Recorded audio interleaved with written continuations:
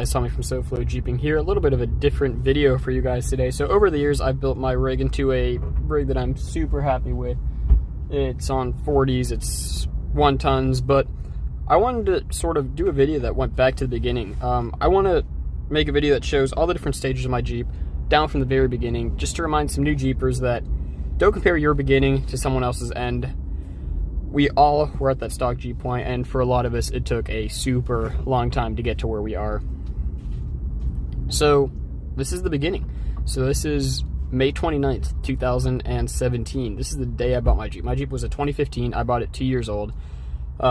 Saved for 2 years, or no, actually I saved for 4 years to buy it, and yeah, it was pretty much my dream first vehicle, and I bought it bone stock day I turned 16. So, first thing I did to it was an AEV Snorkel. So, at the time I bought it, I really wasn't into rock crawling, into the whole, like, technical off-road scene. I just wanted to get out and go explore a little bit. And if living in Florida, you get out and explore, you're going to find some water. So, I did the Snorkel. If I had known the direction I was going to go with the Jeep, maybe I wouldn't have done the Snorkel, but overall, I'm pretty happy that I did it, just because it's been a really great cheap insurance, especially in those early days where I did play in a lot of water. So, after the Snorkel, I knew I wanted a winch to keep up with that sort of cheap insurance thing, get yourself out of trouble. But at this time was really when I started discovering the whole rock crawling and technical off-road scene.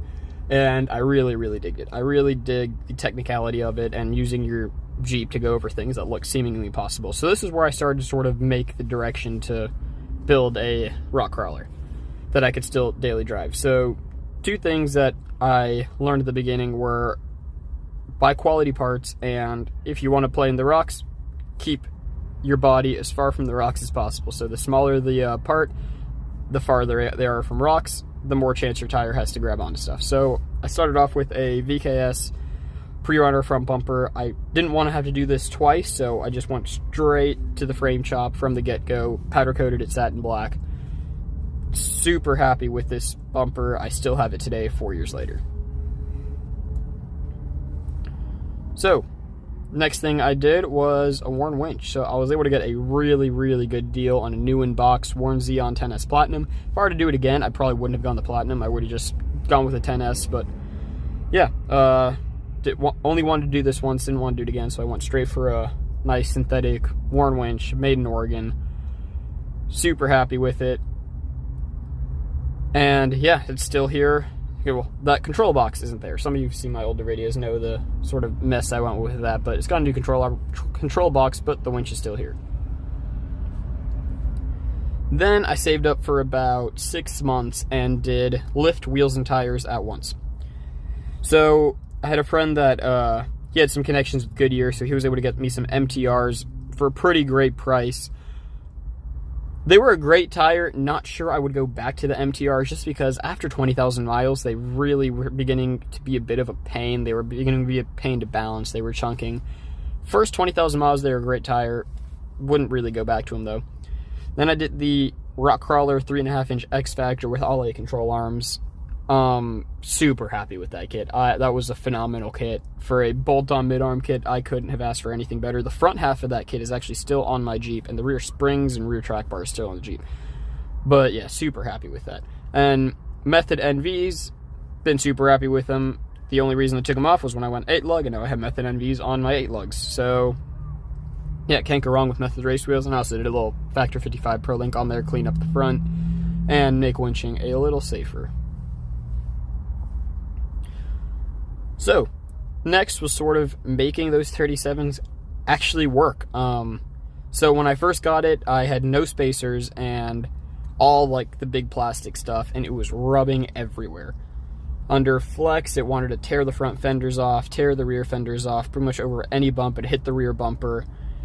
And when turning, it would hit the frame.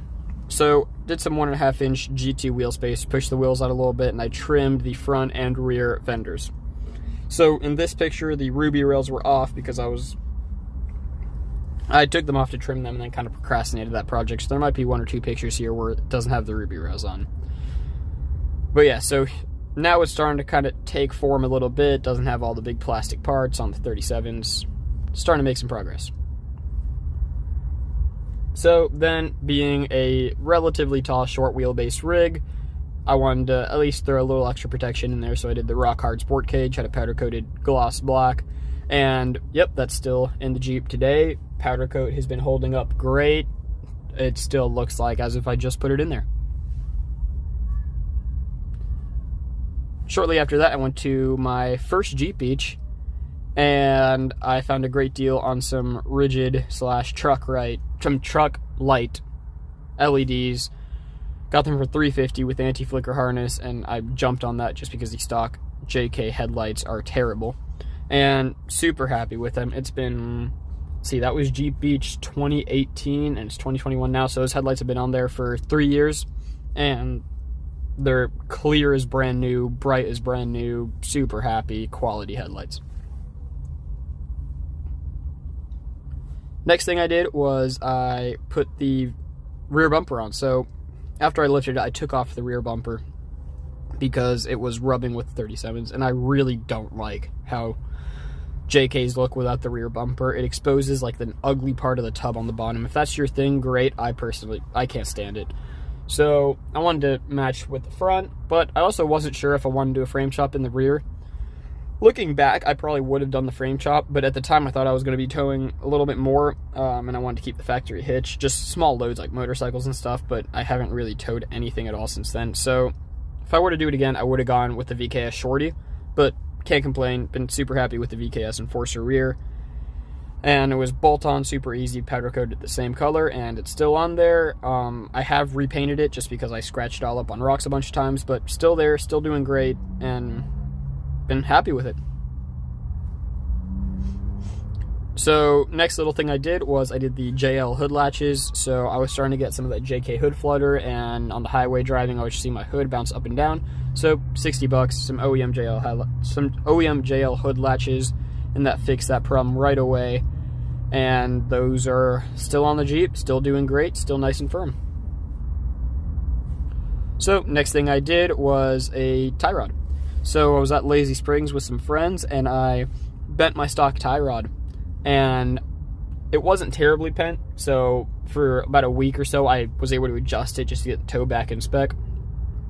But then I was like, you know what, I don't want this to happen again, so I got a aluminum tie rod. It was the Barnes tie rod. I think it was like $200. You really can't go wrong with it. I was super, super happy with it. The only reason I took it off was when I did my 1-ton swap, I sold my aluminum steering separate from the axles to get a little bit more money out of them. And I just put aluminum steering on the 1-ton, so super happy with them. Did the alignment myself, and that held up great. If you want to see how to do alignment yourself, I have a video on that. Next thing I did was the Moto-Built inner fenders. So I got tired of looking at the plastic cut up inner fender that I sort of hacked to make in there. And I decided, you know what, I'm going to put some nice inner fenders on. It was about time. So for a long time, I left them raw aluminum. They held up great. And then later on, I did paint them black and then just leave the vents aluminum. But yeah, they're still on the Jeep, just a different color now. Haven't had a reason to change them. I don't see a reason to change them in the future unless I go coilovers, just because they won't work with the coilovers. So next thing I did was probably one of my favorite things I ever did to this Jeep. I got the Mopar OEM half doors. So as nice as the full doors were, I didn't really buy a Jeep for comfort or staying dry or any of that, but I always wanted the half doors. I just think the JKs look so much better with the half doors, and I honestly believe this thing was designed to have half doors because the full doors just don't have any body lines that match up with this thing. But yeah, I found a set of half doors for $500 and painted them. And so actually, they were black half doors. I left the inside black so I wouldn't have any white on the inside, and then painted the outside white. And yeah, I love them. I retrofitted the power locks into them. If you want to know how to do that, look in my channel. I've got a video on how to retrofit power locks into your Mopar half doors. Next thing I did was kind of clean up the rear a little bit. I had I sold the license plate in the stock location, so I got a Moto-Built bracket with an off-road only LED light plate, and I put that right in the middle. So this one I didn't powder coat, I just took my time spray painting, And it's still held up fantastic. It's held up just as well as the powder coat. So biggest thing I learned from that is if you take your time, put a lot of coats, you really don't need to spend the money powder coating. Obviously, it is going to be a lot better and a lot easier, but there's nothing wrong with spray painting as long as you really take your time. And I did eventually get a little cap about like 2 days later. It just hadn't arrived when I took that picture for the hole for the license plate. So next was another one of my favorite things I did to this Jeep. So it was the stretch. After a couple trips of lifting front wheels and sort of realizing I was reaching a point in my wheeling that a stock wheelbase wasn't going to do anymore, I found a rock crawler stretch kit used off Jeep on Instagram, and I figured, well, this is the perfect time to start piecing together that kit. So I bought that off him, then I got the little extra parts that didn't come with it, like brackets that were just cut off and whatever. Got the brackets, and then I sent it down to Carnage Motorsports just because they're known as the stretch factory for a reason. Sent it down to them. It was there for like 2 weeks top. They knocked it out of the park, and it absolutely transformed how this Jeep performs on and off-road. Super, super happy with stretching this Jeep.